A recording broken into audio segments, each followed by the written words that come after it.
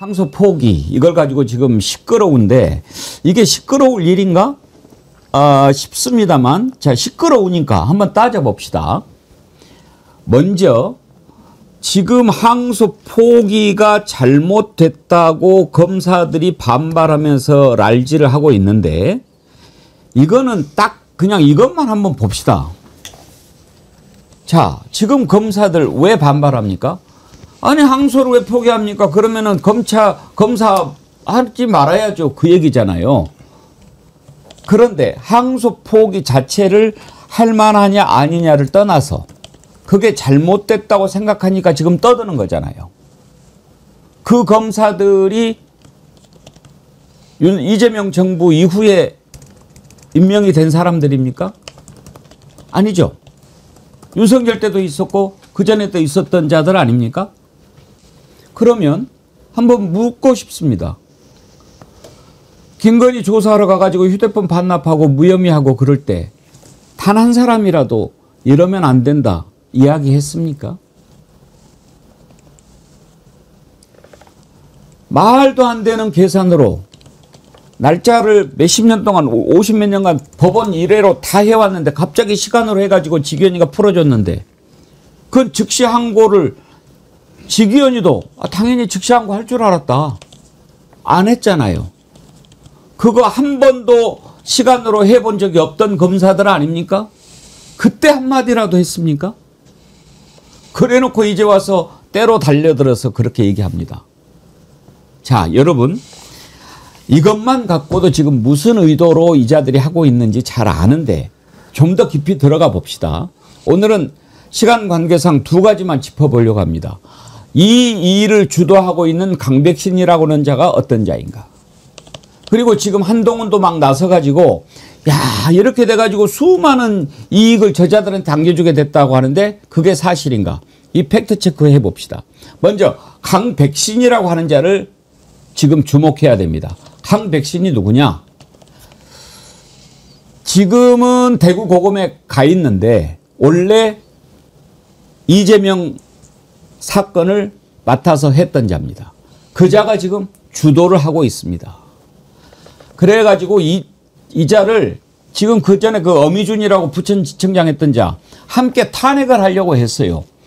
탄핵 대상으로 딱 삼고 이 자들에 대한 탄핵 청문회를 12월, 그러니까 1년 전이죠. 12월 11일 날 날짜를 잡았는데 윤석열이가 12월 3일 날 내란을 일으키는 바람에 청문회를 못했어요. 그래가지고 탄핵이 안 된 거죠. 그렇지 않았으면 탄핵을 시켰을 것인데 네.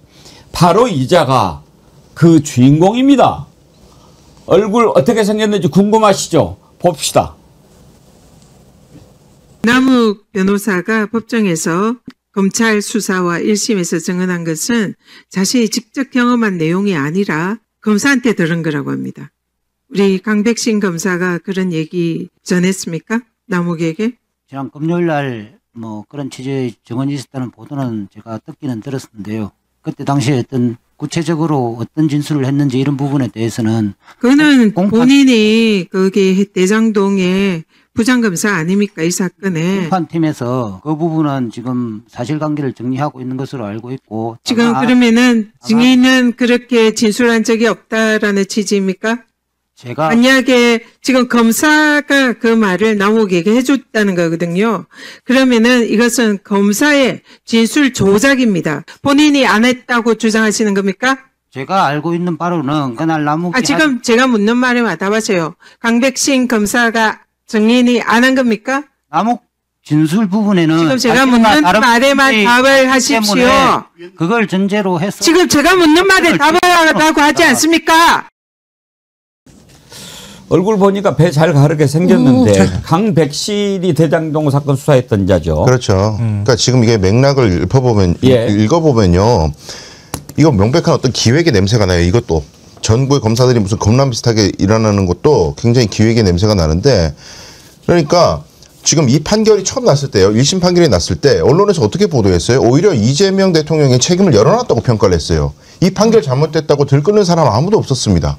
항소라는 건 뭐예요? 이 판결이 잘못됐을 때 하는 거잖아요. 그때는 조용했다가 검찰이 항소를 안 한다고 하니까 난리예요. 근데 그 항소를 안 한 게 서울중앙지검장이 자기가 정말로 하고 싶었다면, 이게 정말 중차대하고 정말 이게 정의로운 길이라고 생각했다면 본인이 할 수 있어요. 대검 지시나 뭐 법무부 지시 받아야 되는 거 아니고요. 본인이 결재권 가지고 하면 되는 거고, 자기가 했을 때 무슨 처벌받거나 징계받는 거 아니에요. 자기들이 몇 시간 동안 회의해가지고 결국에 안 하기로 결정을 해놓고, 이걸 마치 뭐 위에서 압박이 있어서 그런 것처럼. 근데 한번 생각해 봅시다. 만약에 이재명 대통령이나 대통령실에서 검찰 수뇌부나 이런 사람들한테 압박을 넣어가지고 이걸 항소를 안 하게 한다고 칩시다. 그럴 이유도 없는 사건이지만, 그러면 검사한테 완전 약점 잡히는 거란 말이에요. 검찰한테. 이 검찰은 적대 세력인데 대통령이 그런 식으로 얘기를 했다가 이 사람들이 돌아서가지고 나 사실 이런 지시 받았다, 이런 압박 받았다 얘기해버리면 완전히 그냥 정치적으로 몰락하는 거 아니에요. 저 검찰개혁도 물 건너가는 거고. 그런 짓을 왜 하냐고요. 그러니까 전혀 이해할 수가 없는 거예요.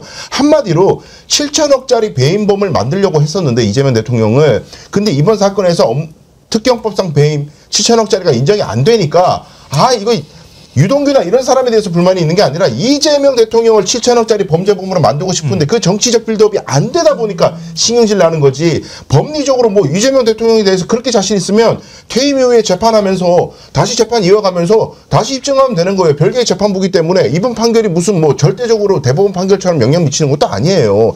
그러니까 한마디로 지금 정치적으로 이재명 대통령이 똥물을 튀기고 싶은 이 타이밍에 못하게 됐다는 거에 대한 한탄인 거예요. 그렇죠. 네. 강백신이는요, 지금 이제 그 이번 인사로 대구 고급에 가가지고 저렇게 이제 곧 옷벗을 처지에 있는데, 만약에 윤석열 내란이 성공했으면 검찰총장 했을 자입니다. 완전 윤석열 꼬붕이에요. 이 자를 쭉 찾아보면 조국 장관, 정경심 교수 그거 공소유지에서 서울중앙지검 공판 5부에 파견돼서 공판 2팀장으로 근무했고요. 그다음에 중앙지검 반부패 수사 3부장으로 김용 압수수색 지휘하고 뭐 이랬던 자예요. 아주 윤석열 시키는 것만 다 하명 수사 담당했던 자 아닙니까? 그러니까 지금 김용 부원장에게 억울한 정치적 누명을 씌웠다라는 지금 의혹이 점점 커지고 있잖아요. 그러니까 제가 보기에 이 사람은 뭔가 정의로워서 항명을 한 게 아니라 본인들을 비롯한 정치 검사들의 잘못된 행태가 낱낱이 두려워할 것 같으니까 본인들이 마치 권력에 맞서는 것처럼 쇼를 하고 있다는 생각이 듭니다. 이거 정말 전형적인 나쁜 수법인데요. 지금 검사들이 그동안 권력에 맞서서 제대로 일을 했으면 국민들이 그런 거 본다 했는데, 김건희한테 어떻게 했습니까? 김건희한테 휴대전화 그냥 갖다 바치고 가서 그러면은 저희가 잘 알아서 대접해 드리겠습니다. 커피하고 샌드위치까지 사다 줬다면서 굽신굽신했던 거 아닙니까? 윤석열 구속 취소해서 풀려됐을 때 어떻게 했어요? 그런 모습을 보였다가 이러니까 진짜 어이가 없는 거고, 제가 보기에는 이제까지 여러 가지 정치적으로 표적을 삼고 조작 기소한 것이 점점 드러날 것 같으니까 굉장히 나쁜 물타기라고 했다는 생각이 들고요. 그리고 언론에서도 이것을 검란이라고 표현하는데, 글쎄 이게 검찰 전체라고 볼 수 있을까요? 아니면 일부 친윤 검사들의 정치 질이라고 봐야 될까요? 저는 후자에 해당한다고 봅니다. 지금 뭔가 착각을 하고 있는 것 같은데, 항소 포기하면 막 이게 이제 불리해지고, 야, 이재명 살리려고 항소 포기하네, 이렇게 하면서 이제 만들어 가는 것 아닙니까? 저는 이런 걸 가리켜서 참, 자기가 지금 어디로 빠져드는지 모르고 그렇게 어리석은 짓을 하고 있는 그 형국이라고 봅니다. 그래, 합시다. 국정조사 합시다. 특검도 좋고 해서 어떻게 해서 이 수사가 시작이 됐는지 그걸 한번 밝혀내 봅시다. 그렇게 하면 국민들이 뭐가 옳은지, 항소 포기가 어떻게 해서 이루어진 것인지, 왜 항소 포기를 해야 되는 것인지 알 수 있지 않겠습니까? 하자고요. 김병기 원내대표도 자신 있게 얘기합니다. 하자고. 들어보세요. 강백신 검사는 검사 등은 내부 의사결정 과정을 시간대별로 공개하며 자신의 항명을 마치 정의로운 소신인 양 포장하고 있습니다. 기가 막힙니다. 좋습니다. 강백신 검사 방식대로 한번 이번에 국정조사, 청문회, 특검 등에서 그 방식 그대로 한번 적용해 보고자 제안합니다. 대장동과 대북 송금, 검찰 수사의 보고와 의사결정, 지시까지 어떻게 이루어졌는지 모두 확인하고 따져봅시다. 이재명 대통령님에 대한 수사와 영장 청구 등 전 과정에서 윤석열과 친윤 검사들이 어떻게 개입했는지 당신들의 방식대로 한번 철저히 따져보고 밝혀봅시다. 정치검찰의 저항, 이번에는 철저하게 분쇄할 것입니다. 민주당은 끝까지 진실을 밝히고 국민 앞에 정의를 세우겠습니다. 이제 제껴에 제가 빠지게 생긴 거죠. 아니, 한번 해보자고요. 그렇게 하면, 북날라 뽕따님, 검찰의 전략은 항소 포기하고 이슈화시켜서 정성호 장관하고 우리 젠프를 엮으려는 수작입니다. 그러면서 슈퍼챗 함께 보내주셨는데, 뭐 그렇게 수작을 부린들 한번 해보자고요. 이거야말로 외통수 걸리는 거 아닙니까? 그러니까 자기가 그럴까봐 이렇게 하는 거예요. 검찰이 외통수에 걸릴까봐 이렇게 하는 거거든요. 그러니까 제가 볼 때는 이제 막 진흙탕을 냈는데 1심 재판 결과 나오고 보니까 이제 흙탕이 쭉 가라앉은 거예요. 맑은 물이 올라오기 시작하니까 불안하겠죠. 자기들이 어떻게 수사했는지 앞으로 나올 것 같다. 그러니까 이재명 대통령 별건 기소 문제 1심 재판부가 지적했잖아요. 그리고 배임액도 사실 배임 혐의도 인정이 안 됐단 말이에요. 배임 횡령액도. 그러니까 이해충돌 방지법 적용을 해서 그 부분에 대해서 몰수 추징을 하려고 했는데 그것도 재판부가 받아들이지 않았어요. 그럼 검사들이 자기가 그동안에 수사하고 공소유지를 제대로 하지 못했다고 하는 생각들을 해야 되는데 그게 아니라 자기가 잘못했던 건 다 가리고 난 다음에 그거 봐라. 그거 봐. 이재명 대통령 결국은 재판 그거 나중에 안 받으려고 하는 전략이다. 이런 식으로 막 흙탕물을 막 내는 거예요. 그래서 이거 가지고 일종의 무기 삼고 여론을 조작을 하거나 여론을 조성을 하면 수사권도 그대로 갖고 가고 검찰개혁 당신들이 우리 못할 거야. 이런 식의 정치적 계산까지 하고 저는 반발하고 있다고 봐요. 이건 애초부터 말이 안 되고요. 전 최근에 그런 생각이 들었어요. 우리나라 군대보다 총든 군대, 미사일 대포 갖고 있는 군대보다 검사가 더 위험하다. 왜냐하면은요, 계엄 상황에서도 대령급들은 다른 행동을 했어요. 한강 넘어가지 마. 성관이 들어가가지고 하지 말고, 심지어 방첩사 대령조차 야 들어가지 마. 저 편의점 가가지고 커피 마시고 놀아. 이렇게 했어요. 그 군에서 사령관이 지시를 내리는데 이건 부당한 짓이니까 하면 안 돼. 이런 사람들이 있었거든요. 결국 그런 사람들이 있었기 때문에 그 사람들과 함께 시민들이 막았기 때문에 계엄이 실행에 옮겨지지 못한 거예요. 총성 울리지 않고. 그럼 우리나라 검사들은 계엄 상황을 다 봤잖아요. 부당한 짓이는 어겨도 된다고 판단할 수 있는 거예요. 그러면 자기들이 진짜 정의롭고 부당한 지시를 받았다고 생각하면 어떻게 해야 되겠습니까? 항소장 들고 권한대행한테 검찰총장 대행한테 연락 오길 기다리시고, 그리고 서울중앙지검장한테 연락 오길 기다리시고, 바들바들 그 추위에 떨면서 법원 앞에서 기다리고 있어야 되겠습니까? 아니면 그냥 접수해야 되겠습니까? 그 정도 배포도 없이 깜냥도 없이 그냥 시키는 대로 그동안에 했기 때문에 윤석열 정권 때 적당히 단물 빨아먹으면서 그렇게 그 앞에서 벌벌벌 떨었던 인간들이 지금 해가지고 정의로운 척하면서 그 앞에 가가지고 행동도 못하고 이러는 자들이 무슨 지금 수사를 제대로 했다고 하고 재판을 제대로 한다고 얘기를 합니까? 한 가지만 더 짚어봅시다. 지금 이제 이렇게 항소를 포기하면서 부정이익들 다 환수해야 되는데 이거 완전히 이제 뭐 저자들을 완전 넣어놨다 그러면서 한동훈이는 심지어 남욱 같은 경우에는 감옥에 있으면은 1년에 2억씩 하루에 2억씩 번다든가 뭐 이렇게 이야기를 하고 그러는데 팩트 체크 한번 해봅시다. 강수영 변호사님 그 말이 맞습니까? 아니요, 완전히 선동이에요, 저건. 왜 제가 선동에 얘기하냐면 일단 첫 번째는 7천억이라는 배임액 계산 자체에 대해서 재판부가 의문을 제기했어요. 이게 어떻게 7천억인지 난 도저히 검사들 너네들이 낸 의견서를 아무리 읽어봐도 이 계산법이 납득이 되지 않는다. 그런데 지금 한동훈의 논리는 일종의 순환 논리인데요. 검사가 조사해봤더니 우리가 봤더니 배임액이 7천억이야. 그럼 팩트예요, 그냥 그건.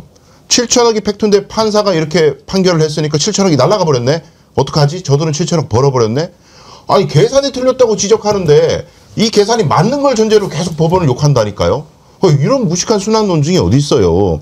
그리고 법원이 얘기를 한 것이 배임이라는 건 기본적으로 뭐 법인 뭐 회사에서 통장에서 횡령한 거는 계좌의 액수가 찍히기 때문에 횡령액이 나오죠. 근데 배임이라는 것은 그런 개념이 아니란 말입니다. 내가 얻을 수 있었던 이익이 장래에 얼마가 있었는데 허접하게 배신 행위를 하는 바람에 이익을 조금밖에 못 얻었으니까 원래 얻을 수 있었던 이익과 현실적으로 얻은 이익의 차이가 배임액이라고 계산하는 건데 장래에 얻을 수 있었던 이익이라는 건 정말 장래적 개념이잖아요. 예측을 해야 되는 거거든요. 근데 그걸 갖다가 검사가 7천억이라고 와 크게 만드니까 그게 뭐야 도대체. 판사도 이렇게 얘기했어요. 1,000억에서 2천억 사이는 될 것 같다. 근데 7천억은 뭐야? 지네들이 증거 잘못 내고, 근데 그걸 왜 잘못 냈을까요? 이재명이라는 사람을 대선 형국에서 7천억짜리 범죄자로 만들기 위해서 무리수를 두다가 후과를 쳐맞은 거예요. 근데 그걸 갖다가 지금 엉뚱한 데 화풀이를 하고 항소가 안 했다고 뭐라 하고, 아니 법원한테 욕을 하라고. 법원한테는 찍소리도 못하면서 무슨 헛소리를 하는 건지 도저히 이해가 안 돼요. 그야말로 선동이죠. 지금 한동훈이 깨갱하고 장동혁한테 밀려가지고 한때는 내가 저거 데리고 있었는데 지금 이러고 있다가 틈만 보고 있잖아요. 그런데 야 이거 잘하면은 내가 좀 등장할 수 있는 기회가 되지 않을까 하면서 막 요즘에 이제 막 그 얘기를 하고 돌아다녀요. 어떤 프로그램에 나왔는데 왜 그 프로에 나왔는지 저도 지금 뭐 짐작은 갑니다만 그건 뭐 큰 문제 아니니까 넘어가고 거기에 나와서 그 얘기를 했어요. 선동을 했어요. 한동훈 얘기 한번 들어보십시오. 만약 이재명이라는 이름이 없는 이런 사건에서 예. 어떤 검사가 이런 수천억 배임에서 몇백억만 인정되고 뇌물 무죄나고 예. 이런 사건에서 항소 포기하겠다고 했다면 법조에 상식 있는 사람 모두 다 이렇게 얘기할 겁니다. 첫째, 이 새끼 돈 먹었다. 둘째, 이 검사. 예. 이 새끼 백 받았다. 대표님? 셋째, 예. 미쳤다. 예. 이 셋 중에 하나입니다. 예. 그러니까 기본적으로는 이건 말이 안 되는 결정인 것이에요. 예. 그러니까 이 말씀 드리고 싶어요. 제한이라고 했죠. 예. 말장난입니다. 이거는 뭐 계엄령이 계몽령이를 한다든가 예. 아니면 이재명 재판중지법을 국정안전법이라고 한다든가 새벽 배송을 추심야 배송이라고 한다든가 하는 식의 말장난이에요. 왜냐? 예. 모든 항소를 0으로 만들러 하나라도 한 게 아니잖아요. 제한한 게 아니라 예. 아예 못하게 했잖아요. 그 보도를 보면 김만배에 대해서라도 항소하게 해달라. 검사들이 이랬다는데요. 그것도 못하게 했잖아요. 이게 무슨 제한입니까? 말 같지도 않은 소리입니다. 지금 저런 얘기를 쭉 이렇게 듣고 있으면 저놈은 아직도 저자는 아직도 내통하고 있구나 하는 것을 제가 딱 금방 알 수 있고 또 한 가지 저런 얘기 들을 때마다 너는 비번이나 풀어라. 그 얘기를 들려주고 싶어요. 저렇게 말도 안 되는 얘기를 계속 하는데 계속하면 할수록 누가 진실을 얘기하고 있는지 알게 될 겁니다.